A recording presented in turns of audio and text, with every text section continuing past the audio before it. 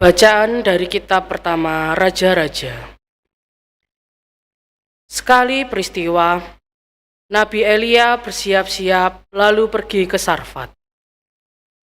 Ketika ia tiba di dekat gerbang kota itu, dilihatnya seorang janda sedang mengumpulkan kayu api. Elia berseru kepada perempuan itu, "Cobalah, ambilkan aku sedikit air dalam kendi untuk kuminum." Ketika perempuan itu pergi mengambil air, Elia berseru lagi, "Cobalah ambil juga bagiku sepotong roti." Perempuan itu menjawab, "Demi Tuhan Allahmu yang hidup, sesungguhnya tidak ada roti padaku sedikit pun, kecuali segenggam tepung dalam tempayan dan sedikit minyak dalam buli-buli. Sekarang aku sedang mengumpulkan 2-3 potong kayu api. Sebentar lagi aku pulang dan mengolahnya bagiku dan bagi anakku. Dan setelah memakannya, maka kami akan mati." Tetapi Elia berkata kepadanya, "Janganlah takut, pulanglah dan buatlah seperti yang kau katakan. Tetapi buatlah lebih dahulu bagiku sepotong roti bundar kecil daripadanya dan bawalah kepadaku. Kemudian barulah kau buat bagimu dan bagi anakmu.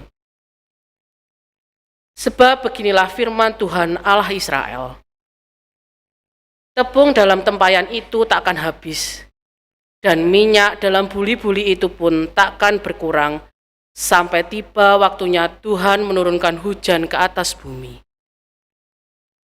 Maka pergilah perempuan itu, berbuat seperti yang dikatakan oleh Elia.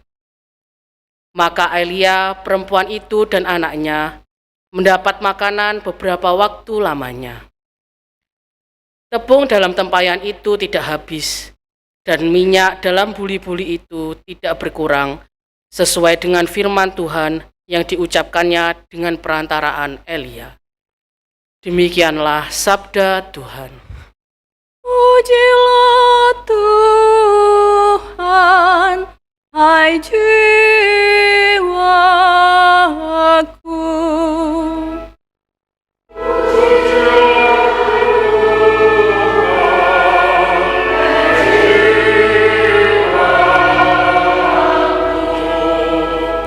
Dialah yang menegakkan keadilan bagi orang yang diperas dan memberikan roti kepada orang yang lapar. Tuhan membebaskan orang-orang yang terkurung.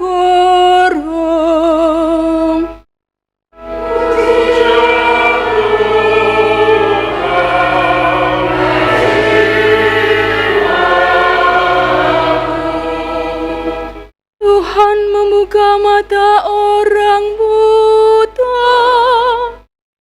Tuhan menegakkan orang yang tertunduk. Tuhan mengasihi orang-orang benar. Tuhan menjaga orang-orang asing.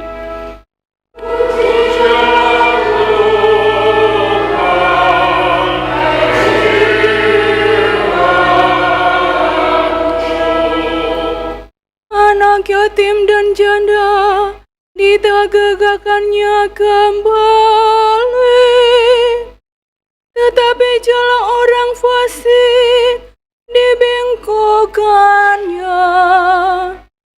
Tuhan itu Raja untuk selama-lamanya. Allahmu ya Sion, turun-temurun.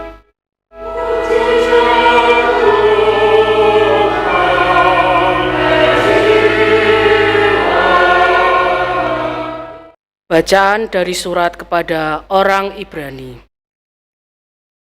Saudara-saudara, Kristus telah masuk ke dalam tempat kudus, bukan yang buatan tangan manusia, yang hanya merupakan gambaran dari tempat kudus yang sejati, tetapi ke dalam surga sendiri untuk menghadap hadirat Allah demi kepentingan kita. Ia pun tidak berulang-ulang masuk untuk mempersembahkan dirinya sendiri, sebagaimana Imam Agung setiap tahun masuk ke dalam tempat kudus, mempersembahkan darah yang bukan darahnya sendiri. Sebab kalau demikian, Kristus harus berulang-ulang menderita sejak dunia ini dijadikan. Tetapi sekarang ternyata, pada zaman akhir ini, ia hanya satu kali saja menyatakan diri untuk menghapus dosa lewat kurbannya. Seperti manusia ditetapkan Allah untuk mati hanya satu kali, dan sesudah itu dihakimi.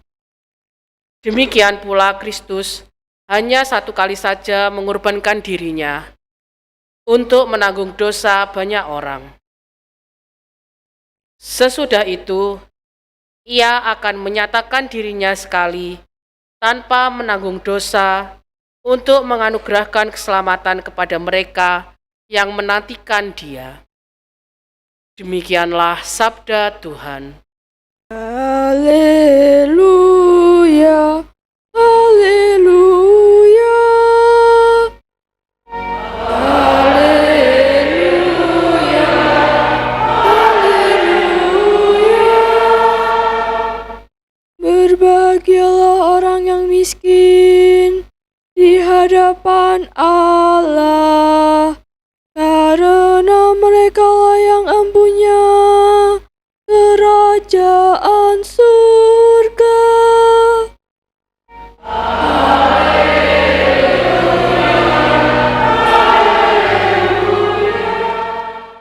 Tuhan bersamamu.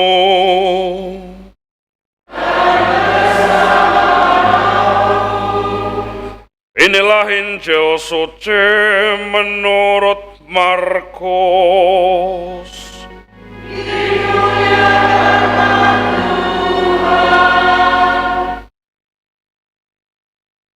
Pada suatu hari dalam pengajarannya, Yesus berkata kepada orang banyak, "Hati-hatilah terhadap ahli-ahli Taurat yang suka berjalan-jalan memakai jubah panjang dan suka menerima penghormatan di pasar. Mereka suka duduk di tempat terbaik dalam rumah ibadat dan di tempat terhormat dalam perjamuan. Mereka mencaplok rumah janda-janda dan mereka mengelabui mata orang dengan mengucapkan doa yang panjang-panjang. Mereka ini pasti akan mendapat hukuman yang lebih berat." Pada suatu hari lain sambil duduk menghadap peti persembahan, Yesus memperhatikan bagaimana orang banyak memasukkan uang ke dalam peti itu. Banyak orang kaya memberi jumlah yang besar. Lalu datanglah seorang janda miskin. Ia memasukkan 2 uang tembaga, yaitu uang receh terkecil.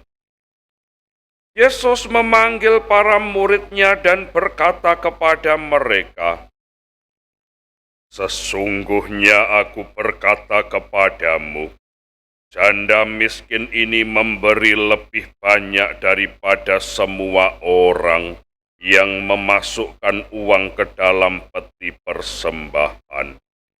Sebab mereka semua memberi dari kelimpahannya, tetapi janda ini memberi dari kekurangannya, semua yang dimilikinya, yaitu seluruh nafkahnya." Demikianlah sabda Tuhan.